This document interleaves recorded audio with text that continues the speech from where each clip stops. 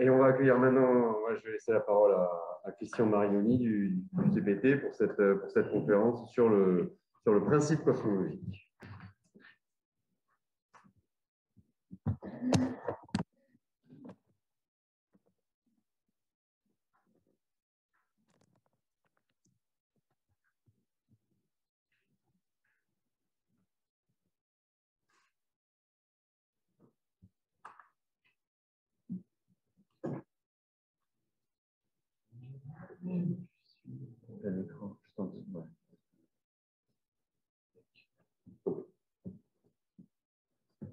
Bonjour, merci Julien et Simon de me donner cette opportunité de partager avec vous quelques considérations et réflexions sur le principe cosmologique.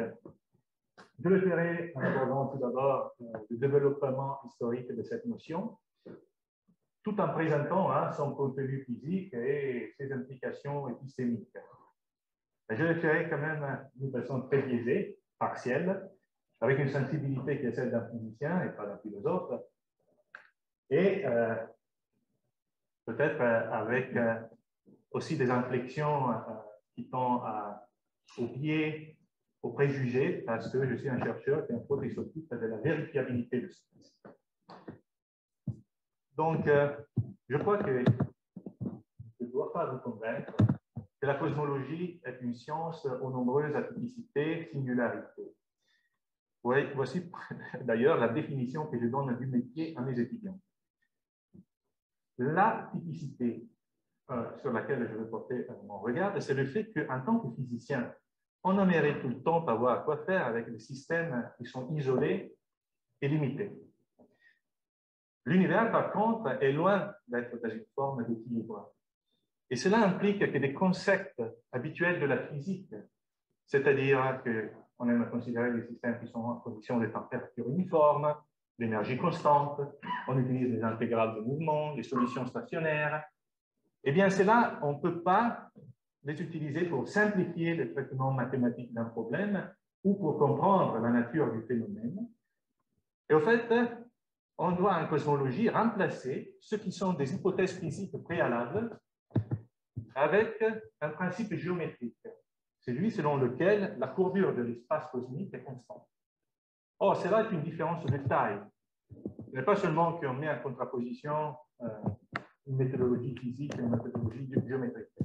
On met en contraposition ce qui relève et qui a des caractéristiques de la possibilité, de la potentialité, et donc qui peut être démontré théoriquement ou empiriquement, avec ce qui a le caractère de la nécessité, et donc une nature qui est fondamentalement axiomatique.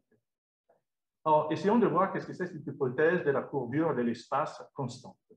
Alors, et dans le premier, de celui qu'on considère conventionnellement le premier papier de cosmologie moderne, le papier de 1917 d'Einstein, dans ce papier, Einstein a un point de vue très fort sur les symétries que doit avoir l'univers. Il dit que cette supposition, il y a une supposition qui fait que la matière de l'univers soit distribuée de façon uniforme et que cela implique que la courbure de l'espace est constante. L'implication est due au fait qu'il y a une connexion avec ces équations de champ de la gravitation qui n'ont rien à voir avec cette hypothèse, mais qui établissent un lien entre la matière qui est dans l'univers et la géométrie. Il y a plusieurs remarques à faire à ce sujet. Notons bien qu'il dit qu'être uniformément distribué, c'est la matière. Ce n'est pas autre forme d'énergie, ce n'est pas la radiation. Deuxièmement, à être distribué uniformément est une distribution finie de matière. C'est son univers sphérique, une géométrie qui est limitée mais finie. Il ne se prononce pas, Einstein, sur le comportement asymptotique de son hypothèse, sur le comportement asymptotique de la géométrie. Ensuite, regardez dans cet article les termes qu'il emploie pour parler de la courbure constante de l'espace. C'est une supposition, une hypothèse ad hoc, c'est un modèle. Il ne parle jamais d'un principe et surtout, il ne motive le choix de cette hypothèse en disant qu'elle est basée sur des observations auxquelles j'aurais eu accès ou il ne s'intéresse pas si elle sera ou pas validée par des mesures ou des données futures. C'est une hypothèse heuristique. C'est une démarche ad hoc, mais qui n'a aucun lien avec le monde physique. Il ne l'intéresse pas. Ensuite, regardez ce qu'il dit. Ça, c'est une approximation. Ce n'est pas une loi exacte de la nature. C'est une approximation qui est valable seulement dans un domaine limité de l'expérience, c'est sur les grandes échelles cosmologiques, ce qui implique que c'est une hypothèse de nature statistique. Les réactions à cette position, à cette affirmation, sont tout de suite intéressantes. Hubble, peut-être, est le premier qui essaye de vérifier si la distribution des nébulae de galaxies est uniforme ou pas. Et ce qu'il conclut, c'est essentiellement qu'il n'y a pas d'indication que les galaxies se groupent dans des structures inhomogènes, comme par exemple les amas de galaxies. Et il dit qu'il est sûr de ça parce que pour la première fois, son échantillon de galaxies est suffisamment étendu pour couvrir une région ferme statistiquement significative de l'univers. Or, aujourd'hui, on sait qu'aucune de ces deux affirmations n'a aucun fondement. Sauf que la réaction de la communauté des théoriciens à l'époque, elle est enthousiaste. Einstein, en 1933, dit que les recherches de Hubble ont bien confirmé ce qu'il appelle désormais sa schematic assumption de la théorie. Robertson, un des pères de l'évolution formelle de cette idée d'uniformité, dit que we accept the data, on accepte les observations et on les extrapole à l'univers entier. Tandis que les observations de Hubble sont bien limitées dans un domaine de l'espace qui est l'espace local. Alors, il y a quand même des voix un peu plus critiques et prudentes des citeurs. Des citeurs étaient étudiants de Kapteyn, un grand observateur de l'univers. Donc, il dit, ce qu'on peut dire, c'est que faire des extrapolations en cosmologie, c'est très dangereux. L'unique chose, c'est de rester collé à la vérité factuelle, qui est qu'à être uniforme, c'est notre univers aux alentours de nous. Or, vous comprenez très bien qu'après ces réactions enthousiastes, les temps et les esprits sont mûrs et prêts pour élever l'hypothèse d'Einstein d'un statut de supposition au statut de principe. Cette transsubstantiation elle est effectuée par un mathématicien rationaliste et cosmologue controversé, Edward Milne, d'ailleurs je n'en ai parlé hier, qui appelle cette affirmation sur les symétries de l'univers comme un principe cosmologique d'Einstein. Regardons bien qu'est-ce qu'il dit. L'univers doit apparaître le même pour tous les observateurs, n'importe où ils se trouvent ces observateurs. Or, vous comprenez que c'est une affirmation très forte et Milne explicitement considère que ce principe cosmologique est logiquement nécessaire à l'intelligibilité même de l'univers. La phrase suivante, elle est très puissante. Si l'univers n'était pas homogène, on ne pourrait pas étudier sa dynamique ou même étudier vraiment ce qu'on fait en mécanique classique, étudier les mouvements. Alors, je ne veux pas aborder là-dessus, dans la communauté des philosophes, c'est une position très forte qui renvoie à Kant, cette idée transcendantale de la notion d'espace à courbure constante. C'est la condition de possibilité de toute connaissance cosmologique. On ne pourrait rien faire sans cette hypothèse. Pas de cosmologie sans principe cosmologique. Or, les réactions sont fortes en réaction à cette position, et parmi eux, la position d'un autre physicien anglais, Dingle, qui dit que quand même, ce principe a un statut tout à fait particulier dans le cadre du principe qu'on connaît dans la physique, parce que tout principe qu'on connaît dans la physique a quand même le qualificatif d'être universel. Ce principe, au fait, pour lui, s'applique uniquement dans le sens d'une moyenne qui n'est pas bien précisée statistiquement, et il adresse uniquement un seul problème, le problème de l'uniformité de la géométrie. Tandis qu'en physique, on connaît que le principe doit avoir un pouvoir universel. Le principe d'équivalence unifie deux domaines complètement différents de la physique, l'inertie et l'interaction gravitationnelle. Le principe de l'augmentation de l'entropie s'applique indistinctement, quelle que soit la nature du système thermodynamique qu'on a apporté. Donc, vous voyez qu'il continue en disant ce n'est même pas un principe de simplification mathématique, parce qu'on peut imaginer que dans le futur, on sera capable de résoudre les équations d'Einstein pour des espaces-temps qui n'ont pas ce taux de degré de symétrie, et ensuite que le pouvoir des télescopes il pourra nous donner accès à des régions de l'univers où la distribution des matières n'est pas un principe peut-être homogène. On fait un grand saut temporel, on vient aujourd'hui, et on voit quelles sont les formulations couramment acceptées du principe cosmologique. Je vous propose deux lectures. La première qui se focalise sur le contenu de matière qu'il y a dans l'univers. Selon cette formulation, la distribution à grande échelle de la matière-énergie apparaît statistiquement isotrope et homogène pour une classe d'observateurs en chute libre qui sont au repos par rapport à la distribution des matières environnantes. Alors, ces observateurs, c'est ce qu'on appelle les observateurs mobiles. Et mathématiquement, cela revient à dire qu'on fait des spécifications sur la forme mathématique du tenseur énergie-impulsion qui serait diagonale et avec des variables qui sont indépendantes de la position. On voit dans cette formulation une intuition de Bayle. Bayle, en 1923, nous avait convaincu, il avait souligné que pour avoir un modèle cosmologique, il ne faut pas spécifier uniquement la géométrie, il ne faut pas uniquement spécifier une variété asymétrique, il faut aussi spécifier la classe des observateurs, les géodésiques massives des particules test qui puissent nous dire quelque chose en plus sur un modèle cosmologique. Cela est intégré dans cette définition du principe cosmologique. On peut aussi se focaliser, pas sur le contenant, mais sur le contenu, mais sur le contenant, sur la géométrie de l'espace-temps.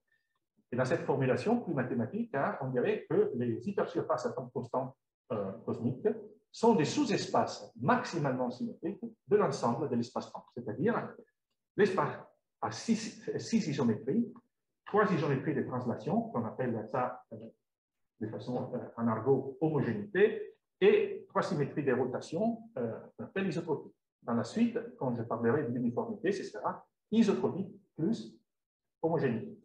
Et c'est là, mathématiquement, ça revient à dire que la métrique de cet espace-temps est celle de Friedmann-Robertson-Walker. Une métrique qui est complètement spécifiée par un degré de liberté fonctionnelle, ce qu'on appelle le facteur d'échelle de l'univers, et la courbure constante des hypersurfaces spatiales. Vous voyez qu'il y a deux formulations. Elles sont équivalentes, mais elles sont équivalentes uniquement parce qu'on fait l'assumption que les équations de champ de la gravitation sont celles d'Einstein. Si on enlève ces équations, les deux formulations n'ont plus rien à voir l'une avec l'autre. Et donc, on pourrait revenir en arrière à des discussions éternelles. Qu'est-ce qui est prioritaire? Est-ce que c'est l'espace-temps qui vient avant la matière ou est-ce que c'est la matière qui définit relationnellement la notion d'espace-temps? Alors, après cette brève introduction historique, on est déjà en mesure de remettre en contexte quelques questions fondamentales qu'on a déjà évoquées et essayer de les utiliser pour comprendre mieux quels sont les contenus physiques de ce principe et quelles sont ses implications épistémiques. Alors, tout d'abord, est-ce qu'il s'agit uniquement d'une démarche heuristique d'Einstein? Une supposition qui, même si elle est raisonnable et esthétique, est dépourvue de toute base empirique. L'approche originale d'Einstein. Est-ce que ce ne serait pas plutôt un héritage riemanien? Si vous allez lire la leçon d'habilitation de Riemann, on trouve le principe cosmologique sur des autres bases. C'est naturel, autant qu'il était naturel pour Euclide de considérer des espaces à courbure constante nuls.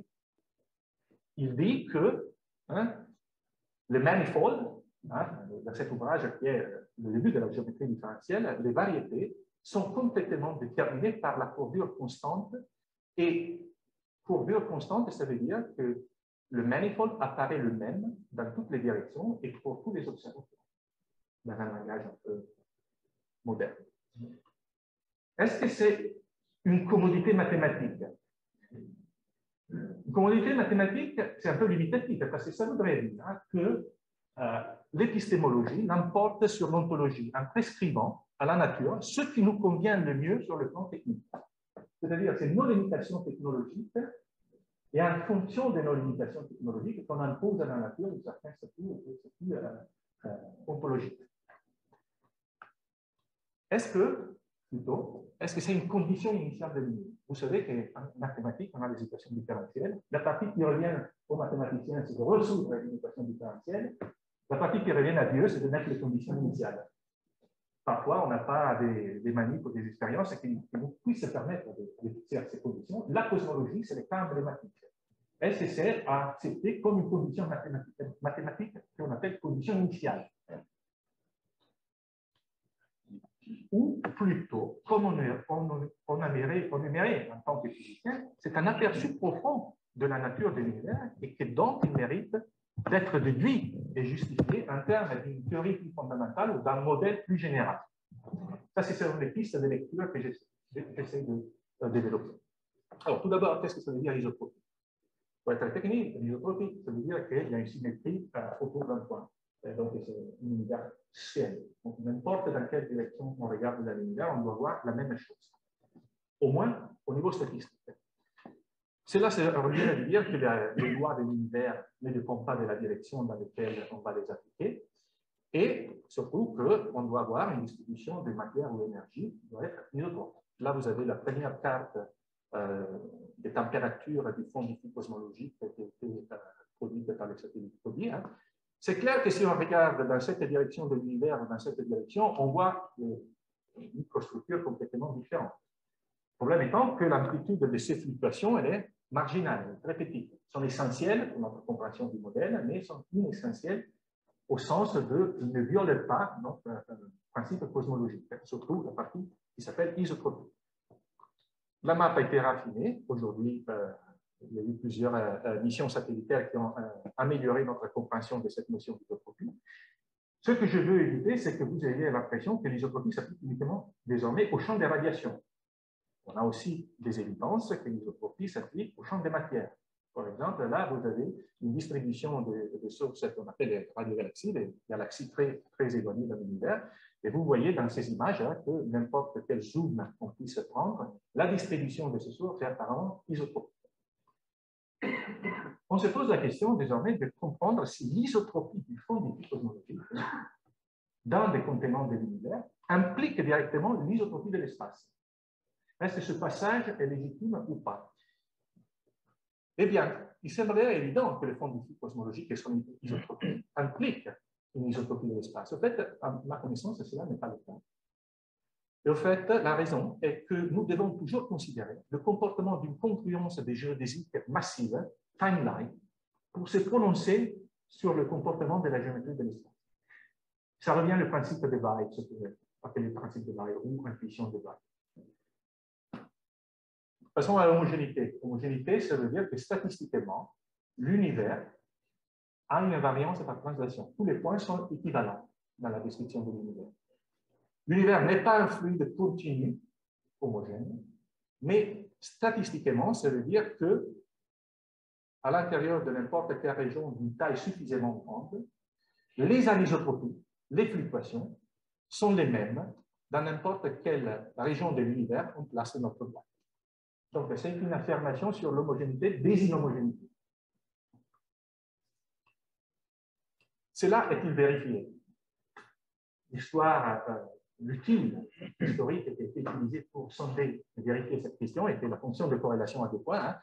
C'est un outil statistique qui mesure le surplus de probabilité de trouver deux galaxies à une distance R par rapport à ce qui est prévu par la stochastique poissonnière. Je fais bref, un discours historique qui était très long et très controversé, mais aujourd'hui, on a des indications que cette fonction de corrélation, elle a un transient entre un régime qu'on peut appeler un régime fractal, où il y a de la puissance à petite échelle des structures qui dévient de la condition d'homogénéité, mais qui à grande échelle rejoint effectivement un état de poissonianité, si vous voulez, dans la distribution de la matière. Alors, venons à quelques aspects critiques de ce principe cosmologique. Tout d'abord, il doit être interprété comme une proposition statistique. Le problème, ce n'est pas que ce n'est pas une affirmation rigoureuse sur la nature. Le problème, c'est qu'elle implique de faire une moyenne mathématique. Et cette opération de moyenne mathématique, auquel les physiciens sont très attachés, parce que c'est l'unique façon de comprendre la nature des systèmes complexes, moyenner les petites échelles, les informations essentielles, non pertinentes. Ce qu'on fait très bien, par exemple, dans des théories classiques comme l'électromagnétisme. On ne s'intéresse pas à combien le champ électrique il change sur l'échelle d'un noyau de la matière. On ne s'intéresse pas au champ électrique qui est généré par un nombre d'Avogadro de particules. On s'intéresse uniquement au comportement moyen du champ électrique. Donc, en moyenne, les équations de Maxwell, et on parle des équations macroscopiques de Maxwell. Or, le problème avec la relativité générale, c'est que c'est une théorie non linéaire. Et définir une moyenne, c'est dangereux et pas bien justifié. Par exemple, le cas très simple à comprendre, c'est vous avez un tenseur métrique, vous le moyennez sur une échelle donnée, vous prenez son inverse, le tenseur contre-variant, vous le moyennez sur la même échelle, eh bien, le produit tensoriel entre ces deux grandeurs n'est plus à l'identité. Cela veut dire, dans des termes un peu plus génériques, que n'importe quelle grandeur tensorielle ou pas tensorielle, quand vous prenez la moyenne d'un opérateur qui agit par exemple sur la métrique, eh bien, cela ne revient pas à prendre l'opérateur qui agit sur la moyenne de la métrique. Vous aurez des termes correctifs en plus, c'est difficile de terminer. Ça, c'est un des problèmes majeurs de la cosmologie en ce moment, et au centre de controverse. C'est difficile de trouver une piste aussi pour résoudre ce problème. Un autre aspect critique du principe cosmologique, c'est que le principe cosmologique est une proposition concernant l'univers entier, pas seulement la partie d'univers qu'on voit. Nous savons qu'on l'a vu hier, la partie lumineuse de l'univers, la partie baryonique, si vous voulez, est sous-dominante par rapport à la distribution de matière que nous avons. Est-ce que cela est un problème? Non, parce qu'on peut avoir une idée de la distribution de la matière qu'on ne voit pas, la matière non lumineuse, la matière point, via ses influences gravitationnelles. Donc, on peut reconstruire et vérifier si le principe cosmologique est en accord ou pas avec ce qu'on voit dans le ciel en utilisant la matière lumineuse comme traceur. Cela n'est pas un problème, mais ce qui est un problème, c'est que dans l'univers, nous avons des régions dont l'étendue peut être infinie. Et que donc, nous ne pouvons pas ni l'observer, ni influencer dans le futur, parce qu'elle tombe dehors de notre champ de lumière, passé ou futur. Ça, c'est le problème. Donc, avec cette transparence graphique, je vous montre les sens. Imaginez que dans un diagramme d'espace-temps, le temps court verticalement, l'espace horizontalement, vous avez la géodésique d'un observateur. Vous avez aussi les géodésiques de particules de matière, et vous avez aussi les géodésiques nulles de la lumière, qui définissent le cône de lumière passée de cet observateur. J'ai tracé là aussi des hypersurfaces à temps constant ou à redshift constant. Ça, c'est ce que cet observateur appelle son espace. Le principe cosmologique, il se prononce sur la structure de cet espace. Il dit que cet espace doit être à courbure constante, quelle que soit son étendue. Vous voyez très bien que cet observateur n'a pas accès avec ses mesures et ses observations à toutes les hypersurfaces. Il a accès uniquement à l'intersection du fond de lumière avec cette hypersurface. C'est ce qui définit une bisphère. Cette bisphère est isotrope, on le sait. Elle est isotrope à cette tombe-là, elle est isotrope à cette tombe-là. Mais on ne peut pas voir ailleurs. Donc, le problème, est-ce qu'on peut déduire ou inférer l'uniformité de la surface, de l'hypersurface à temps constante en assemblant, en empilant tous ces bisphères pour essayer de construire une image de l'hypersurface spatiale? Non, parce qu'il n'y a pas de vecteur d'équilibre, pas de symétrie dans le temps, dans l'univers. L'univers évolue. Donc, on aurait des images de l'univers qui a évolué et était dans une autre état, un temps antérieur. Mais c'est un problème marginal. On peut déconvoluer ces effets d'évolution temporelle en utilisant la métrique elle-même. Donc, on pourrait faire ce qu'on appelle des inférences modèle dépendent. On ne teste pas directement une assumption, on teste indirectement sa cohérence. Le vrai problème, c'est la question suivante. Est-ce que même en pilant un nombre infini de bisphères isotropes, dans un temps infini, on pourrait couvrir une hypersurface qui est infinie? Alors, la réponse, c'est que cela dépend des modèles cosmologiques. Et malheureusement, dans notre modèle cosmologique, le modèle lambda CDM, le modèle standard actuel, cela n'est pas possible. C'est-à-dire, le camp des lumières d'un observateur à la fin du temps, un observateur qui idéalement serait au temps plus infini, le camp des lumières qu'on appelle l'horizon aussi des événements cosmologiques, a une taille finie. À l'extérieur de ce camp de lumière, le camp de lumière ultime de l'univers, il y a des régions avec lesquelles on ne sera jamais en contact. Donc, quelle signification de se prononcer sur leur structure géométrique et on ne pourra jamais y avoir accès. Alors, ce qu'on fait en physicien, c'est est-ce qu'un théorème me permet de comprendre ce qu'il y a ailleurs de cette région, même si on ne le voit pas? Y a-t-il des théorèmes qui peuvent nous aider à inférer l'homogénéité des états surface?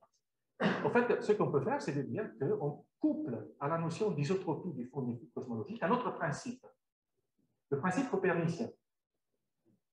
Et l'ensemble de ces deux propositions devrait nous donner accès à l'uniformité globale de l'univers. C'est quoi ce principe copernicien? C'est une affirmation encore d'un physicien anglais, de Bondy, qui dit que les êtres humains, comme on a dit dans le Bouvin, ne sont pas des observateurs privilégiés de l'univers. Alors, c'est une affirmation qui est à la fois copernicienne, au sens que Copernicien il a détronisé l'homme de son statut central de l'univers, mais elle est aussi fille du principe de relativité générale, qui dit qu'il n'y a pas de référentiel, il n'y a pas de système de coordonnées privilégiés. Et ça, c'est une affirmation relativiste, mais très forte. Il n'y a pas seulement une invariance par difféomorphisme des relations physiques, il y a une invariance par difféomorphisme des mesures. Ce que je mesure doit être la même chose qu'un autre observateur commobile doit mesurer. C'est très fort comme affirmation, très démocratique, mais elle est basée sur un vécu, une histoire, celle que de nous observateurs terrestres, que plus nous explorons l'univers et plus nous nous rendons compte du fait qu'on n'est pas ni au centre du primo mobile, ni au centre de notre système solaire, ni au centre de notre galaxie, etc., etc. On n'est même pas fait de la matière la plus commune de l'univers. On n'a pas de cellules de matière noire ou de cellules d'énergie noire. Alors, en couplant ces deux propositions, on peut démontrer que ça suffit que deux observateurs comobiles voient le même fond du type cosmologique, l'isotropie, pour conclure que l'hypersurface spatiale en constante doit être uniforme, doit être accordée constant. La question est si le principe de Copernic, même en étant une hypothèse raisonnable et esthétiquement attrayante, ne constitue pas une preuve physique, quelque chose que nous renvoie à un aperçu profond de la nature. Est-ce que tu veux dire observateur commobile? Oui, observateur commobile. Toujours cette idée qu'il y a un free fall et il ne bouge pas par rapport à la matière. Voilà pourquoi il faut faire attention au principe copernicien, même si on y adhère. Si je vous pose la question, est-ce que nous vivons dans l'univers le plus copernicien possible? La réponse est non, parce que l'univers le plus copernicien possible, c'est un univers qui obéisserait au principe, ce qu'on appelle le principe cosmologique parfait, qui dit qu'il y a être uniforme et isotrope, c'est l'espace-temps lui-même. Donc, on aurait aussi de symétrie dans le temps. Cela n'est pas le cas. Hein. C'était le cas quand on discutait encore comme possible la théorie de l'univers stationnaire, hein, parce qu'on voit dans l'univers que même si l'univers est une expansion, les grandeurs changent au cours du temps. La température, par exemple, du fond du tube cosmologique ne reste pas constante au cours de l'évolution du temps. Or, la question suivante est, peut-on se dépasser du principe copernicien? Peut-on déduire l'existence d'un espace uniforme fait par Robertson Walker uniquement à partir du donné du fond diffus cosmologique? Position minimaliste. Eh bien, la réponse est oui. Ça, c'est étonnant. Il y a un théorème très intéressant et très joli formellement de Heller, Keren et Sachs qui dit que si les observateurs massifs, les particules massives de l'univers, les test particles, mesurent un fond diffus cosmologique qui a un dipôle, un quadrupôle et un octupôle nul, alors on est sûr que dans cette région, l'univers sera une section des courbures constantes. Or, malheureusement, il s'agit d'une théorie. Ça s'applique à un cas idéal où l'homogénéité et l'isotropie seraient à entendre rigoureusement et pas statistiquement. Et c'est très intéressant de voir qu'il y a un effort dans cette direction de la communauté, de voir s'il y a un contenu minimal sur lequel on peut se mettre d'accord sur la base des expériences et ensuite extrapoler à l'aide des théories. Question suivante. Peut-on déduire les distances dans l'espace uniforme à partir d'une théorie des physiques fondamentales? Est-ce qu'on a quelque chose de plus fondamental en physique qui pourrait être utile en cosmologie? Alors, la réponse au début ou à la fin des années 70 était que cela n'était pas le cas, parce que l'uniformité à grande échelle de l'univers est en contradiction avec le principe de causalité. Si on suppose que des régions qui n'ont pas été en contact causal ont la même valeur des constantes de la physique ou les mêmes valeurs du champ de matière de la physique, eh bien, cela impliquerait une explication. Le problème, on le voit bien avec ce diagramme d'espace-temps, hein. C'est toujours notre observateur qui se trouve au temps actuel, son compte des lumières. Cet observateur, il se demande, si je fais une observation du CMB dans cette direction d'échelle, et si je la fais dans la direction diamétralement opposée, pourquoi je mesure la même température? Étant donné que les comptes de lumière de ces deux points de la surface de dernière diffusion n'ont pas eu le temps nécessaire pour être en contact causal. Le compte de lumière de ce point du CMB ne se chevauche pas avec le compte de lumière de ce point. Au début des années 80, hein, même si Peebles, dans son bouquin de Large Scale Structure of the Universe, avait dit que cela, hein, ce n'était pas possible, on n'était pas encore au point de pouvoir justifier les principes cosmologiques en termes d'une théorie fondamentale, cela devient plus possible à partir de l'introduction de la fraction. Ce paradigme en plus de résoudre ce problème, qui s'appelle le problème de l'horizon, nous permet d'avoir un aperçu plus profond sur les instants primordiaux d'évolution des l'univers. Réellement, la solution, c'est de hypothéser qu'il existe une phase d'accélération primordiale de l'univers, accélération presque exponentielle, qui dilue énormément les facteurs d'échelle de l'univers, qui implique un étirement du temps cosmique de telle façon qu'on remplace le Big Bang en étendant les temps dans le passé et en permettant aux comptes de lumière de se développer, les deux comptes de lumière de se développer, jusqu'à avoir une superposition commune, qui serait là où on arrive à construire la causalité du signal sur le CMB. La question qu'on se pose désormais, c'est quelle est la distance d'échelle spatiale à partir de laquelle l'univers peut être considéré uniforme? Est-ce qu'on a des mesures? Est-ce qu'on peut déterminer un nombre avec une erreur qui nous dise à partir de cette échelle, l'univers est effectivement ou pas uniforme? Ce n'est pas simple. Et que cela ne soit pas simple, vous le voyez dans cette bande dessinée. Il y a deux bonhommes qui se déplacent un peu partout en regardant le ciel autour d'eux. Et ils arrivent enfin à un principe qui est bien supporté par leurs observations, qui dit que nous, les humains, on est toujours au centre de l'univers, n'importe où nous allons. C'est un très bon principe. Le problème, c'est qu'il met en lumière les problèmes que nous on a. On ne peut pas se déplacer ailleurs, et ailleurs, pas sur une échelle de 10 mètres, mais sur l'échelle de gigaparsec. Mais c'est le principe qu'on peut exploiter pour arriver à une mesure.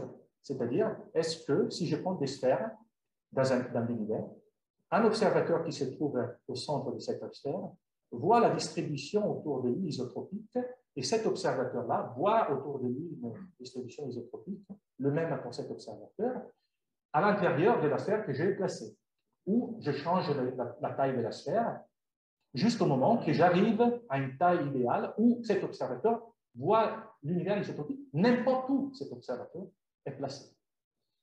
Alors, ça, c'est ce qu'on a fait hein, avec, à l'époque, deux étudiants. Désormais, Julien Bell est un collègue. On s'est posé la question suivante.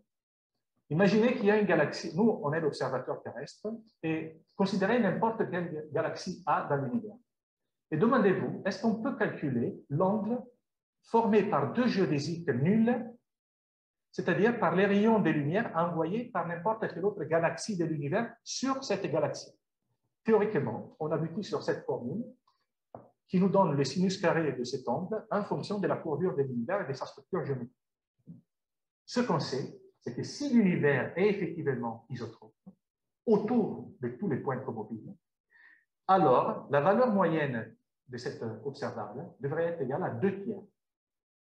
C'est là on peut effectivement tester. On peut considérer chaque galaxie qu'il y a dans l'univers, la relier en calculant cet angle qui est formé par les géodésiques nulles autour de cette galaxie et voir quelle est l'ampleur de la sphère, l'amplitude de la sphère, telle qu'à l'intérieur de cette sphère, on atteint une distribution isotropique du sinus de ce vecteur. Alors, cela on a fait, évidemment, si les rayons de la sphère est petit, les 2 tiers, ce n'est pas acquis. C'est-à-dire, il y a des fluctuations, donc même sur une échelle de 100 mégaparsecs, on n'est pas isotrope. Par contre, à fur et à mesure qu'on augmente la taille de la sphère, eh bien là, on atteint un régime d'anisotropie. Et on a pu évaluer quelle était la transition. La transition entre un régime d'anisotropie et d'isotropie pour tous les observateurs mobiles serait autour de 150 mégaparsecs. Alors, c'est une mesure, mais ce n'est pas une preuve directe. C'est toujours un modèle de peine, parce que dans les formules, on a besoin de faire de la géométrie sur des hypersurfaces courbes et on a besoin de transformer les observables de Rothschild en observables géométriques, c'est-à-dire une distance. Et donc là, ça implique l'utilisation du modèle, et donc ça, c'est un test en direct. Si l'univers est isotrope, alors son échelle d'isotropie est 150 mégaparsecs. Question. On a toujours dans notre tête l'idée que le principe cosmologique s'applique uniquement à la cosmologie et donc aux équations d'Einstein.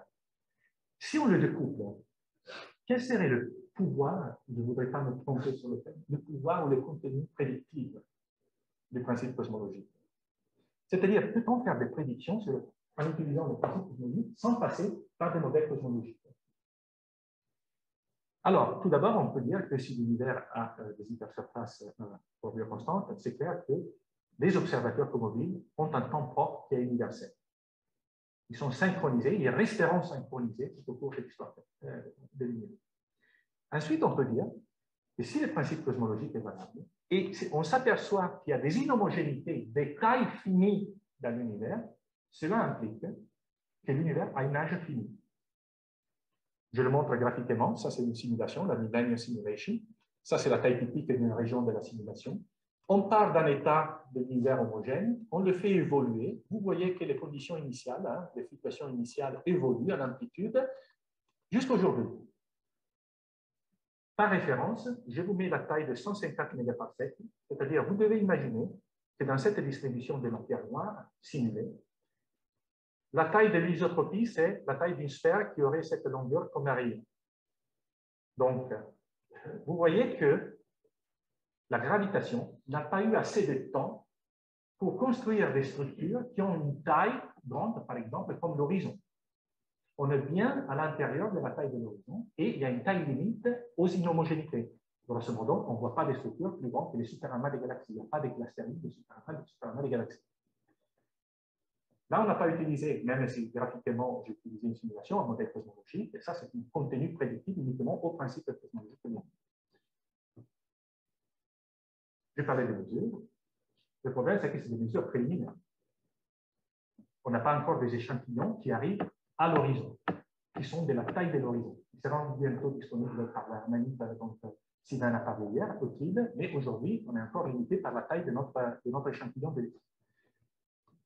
Donc, si la réponse brève peut être non, on n'a pas aujourd'hui d'évidence des violations du principe cosmologique, il faut être ouvert d'esprit et garder dans notre esprit que l'absence de preuve n'est pas une preuve d'absence.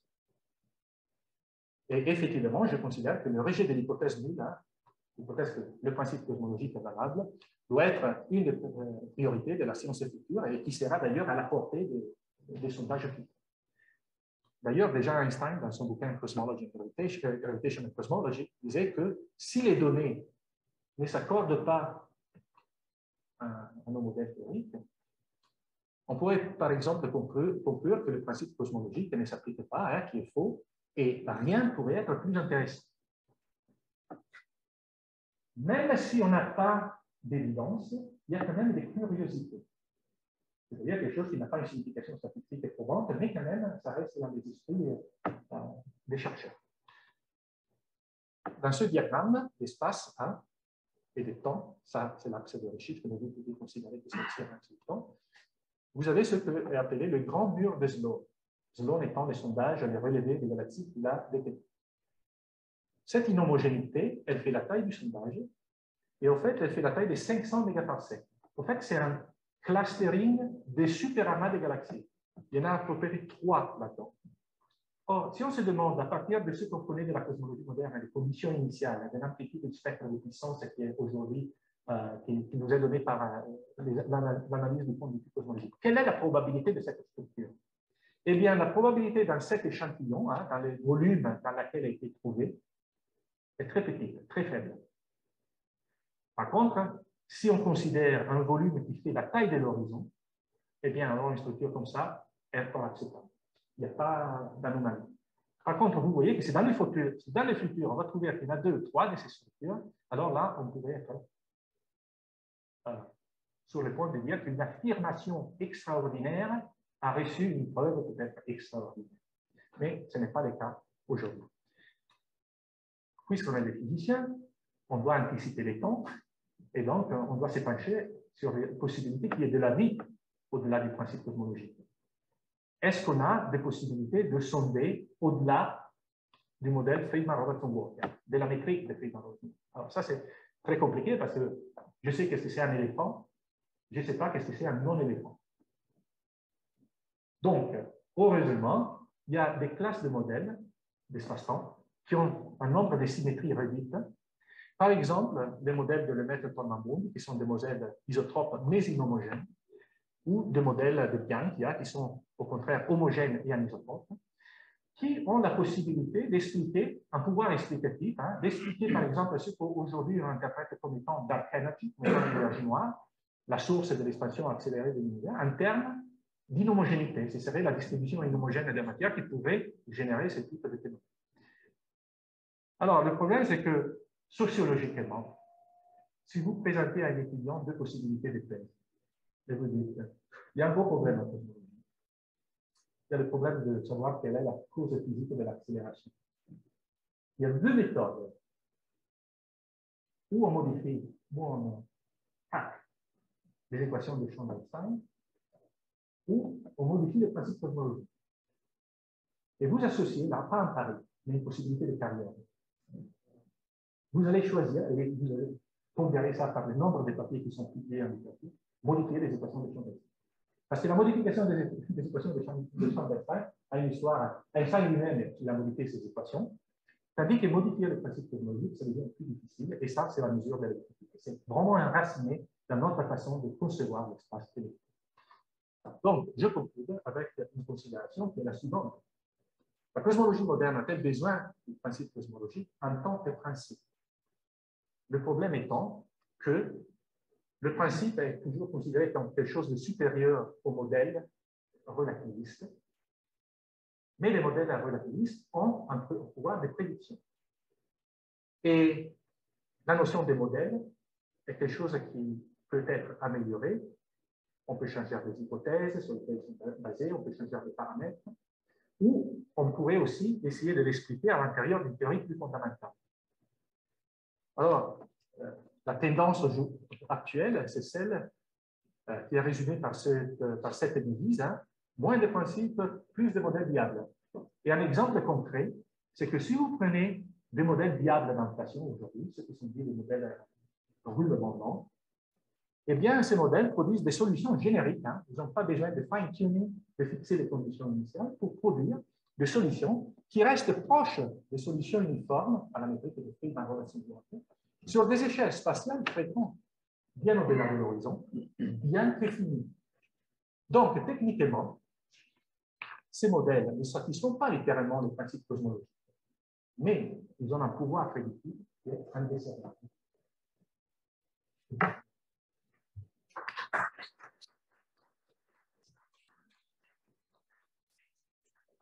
Merci beaucoup, Christian.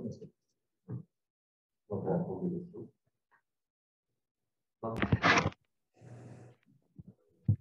Je mets à côté comme ça. Les gens en visio peuvent entendre. Ouais.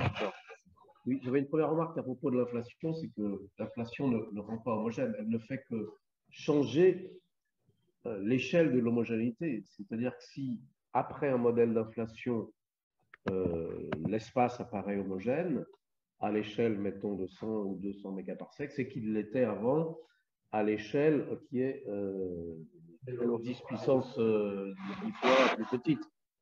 Donc, il n'y a aucune, comment dire, d'une certaine manière, pour que ça soit homogène après, il fallait que ça le soit avant. Oui, oui, mais bien sûr, mais il faudrait.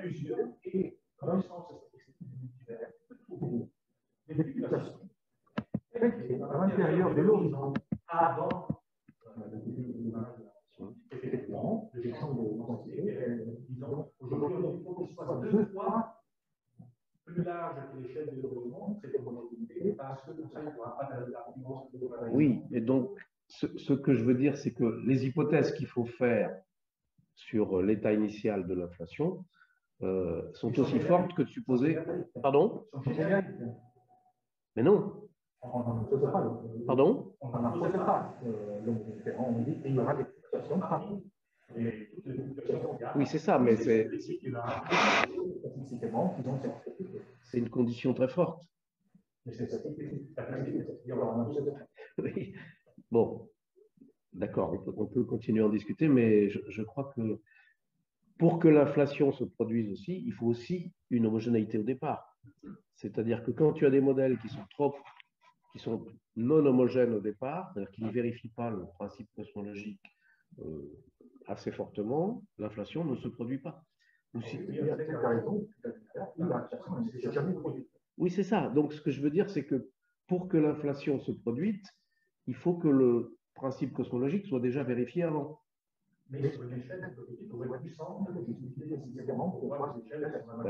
Petite, oui, mais le principe cosmologique, comme tu l'as dit toi-même, c'est quelque chose qui considère l'univers entier. Donc, où il est vérifié ou non.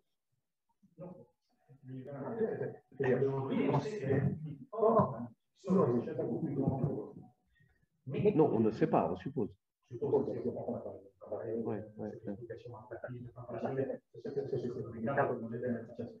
Mais au début, je te donne un champ de fluctuant sur toutes les échelles, mais l'horizon à l'époque était tellement petit, ça devient beaucoup plus raisonnable parce que parmi toutes ces situations, il y a on ne sait pas parce que l'horizon est plus petit que le temps de Planck à vos échelles qui nous intéressent.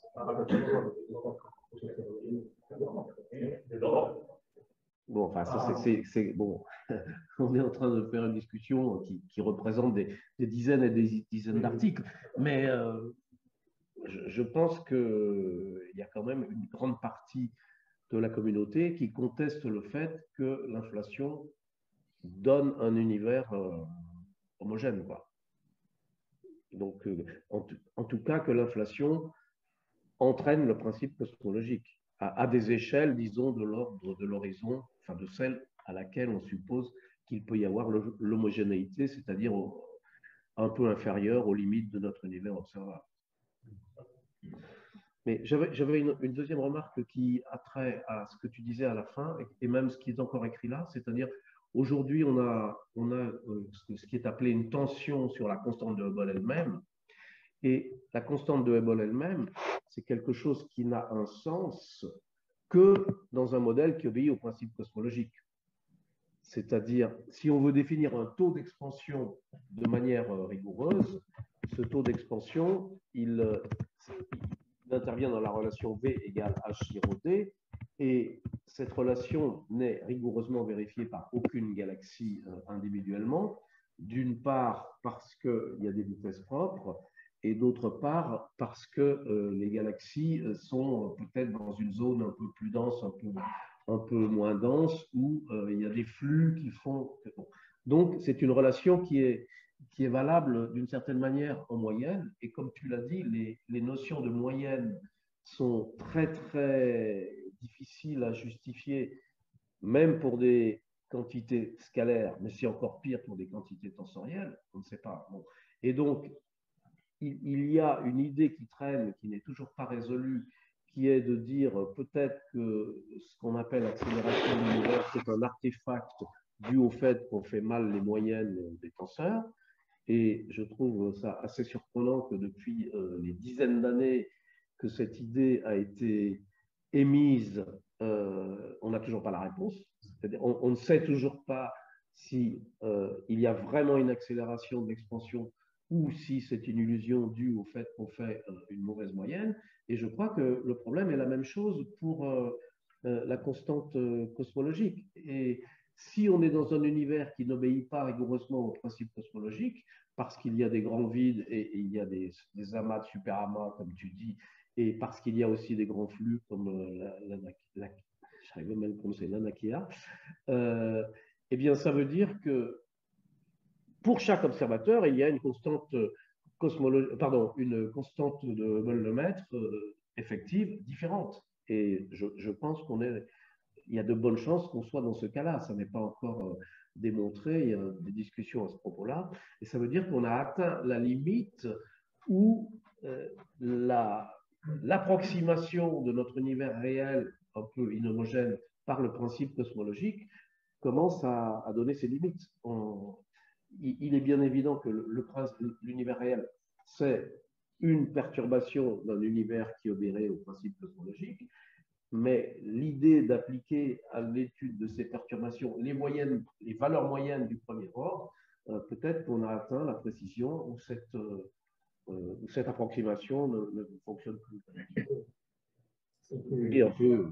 C'était une précisation, c'est-à-dire la loi des Hubble, on peut la dériver aussi dans d'autres métriques. Par exemple, les mettre comme un bon observateur central, univers sphérique, pendant l'expansion de l'échelle. Il y en a deux, en fait, avec des Hubble, une transverse, une longitudinale, mais on peut définir dans la limite de petite distance la loi des Hubble.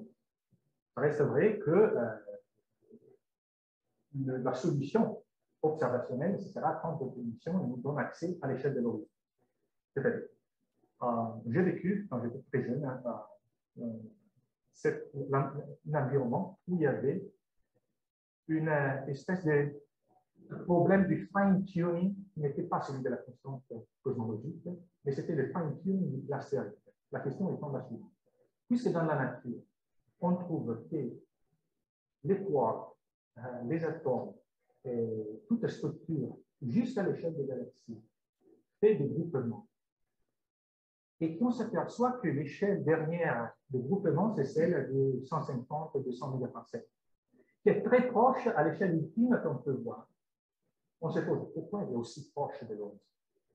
Pourquoi il y aurait un fine-tuning qui fait que la structure de clustering s'arrête jusqu'à, disons, à une décade, à un nombre de grandeur en dessous de l'horizon. On est à 150, l'horizon est à 3000, par exemple, mégaparsecs. Ça, c'est un problème de fine-tuning. Donc, exaucer avec les observations de cette dernière horizon de l'univers pour voir si effectivement il y a des surstructures continues, c'est fondamental pour résoudre ce problème. Cette question devrait être résolue par le modèle de formation de galaxies si on avait une échelle suffisante. C'est-à-dire qu'il faudrait qu'on arrive à faire des modèles de simulation de formation des galaxies sur l'échelle de plusieurs horizons. Et dans ce cas-là, on aurait la réponse de savoir si la gravitation entraîne ou non une longueur caractéristique qui va être de l'ordre de l'horizon.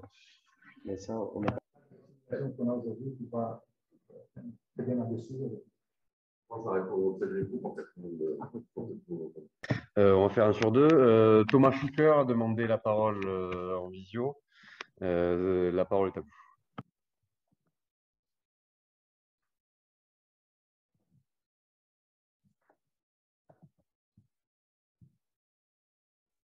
Vous m'entendez? Oui. Oui, merci. D'abord, merci à Simon qui a été très réactif, qui m'a envoyé les PDF de Christian, enfin, j'avais une mauvaise transmission, je n'aurais pas pu les lire sinon. Ce qui fait que j'ai apprécié à sa juste valeur le laïus de Christian. Je ne m'attendais pas à moins de sa part. Je suis tout à fait d'accord avec les critiques qu'il a, les critiques constructives du principe cosmologique. J'irai peut-être encore un pas plus loin dans une direction. Christian, tu as dit très justement que le principe cosmologique s'applique à des surfaces de temps constant. C'est une formulation pudique. Moi, je dirais plutôt à des surfaces de simultanéité pour dire que ça, c'est une hérésie dans une théorie relativiste, de parler de surface de simultanéité. Je vais finir par une question précise. Si on prend l'observation du fond cosmologique, du rayonnement cosmologique, la violation du principe cosmologique est très faible. On peut donner un chiffre, c'est 10 puissance moins 5. Est-ce que tu peux donner un chiffre analogue pour la distribution, l'inhomogénéité de la distribution de la matière? Là, ça dépend aussi de l'échelle. Il y a des statistiques. Oui, bien sûr. Variance du champ de fluctuation, la fameuse sigma, qui te dit quelle est l'amplitude de transition entre un régime, si tu veux, linéaire et non linéaire.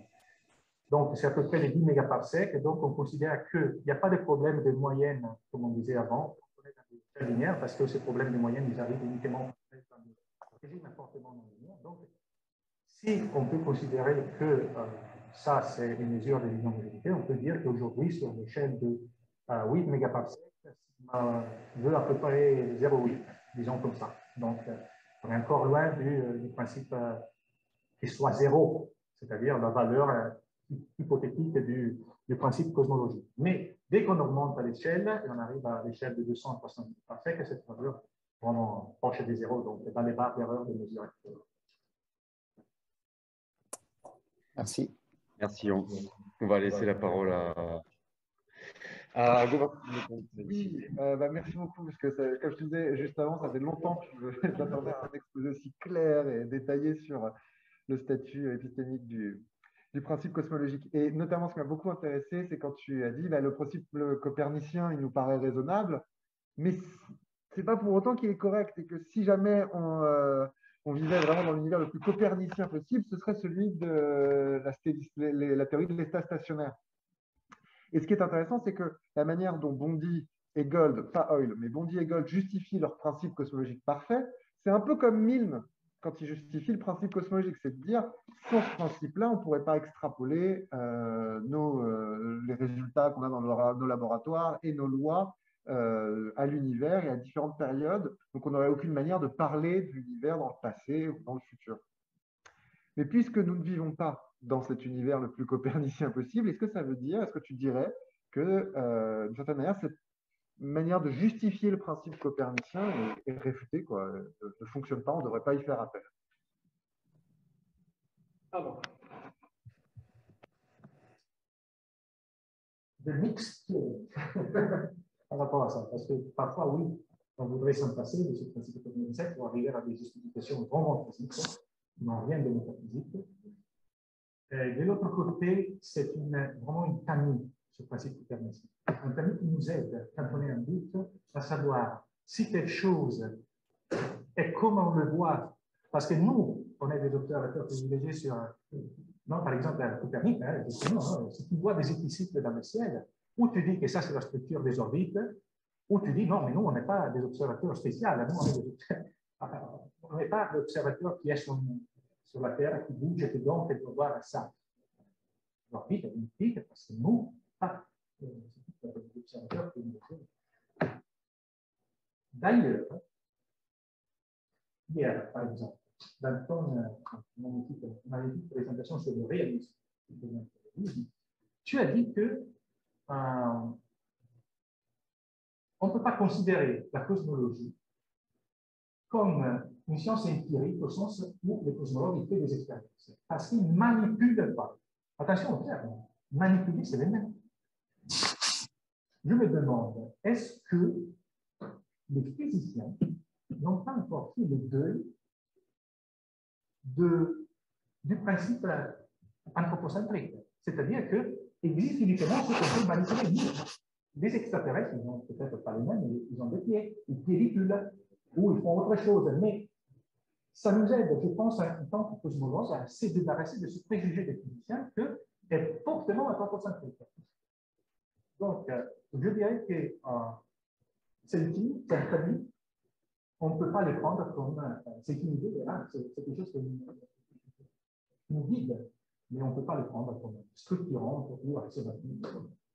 Oui, je suis tout à fait d'accord. Juste, attends,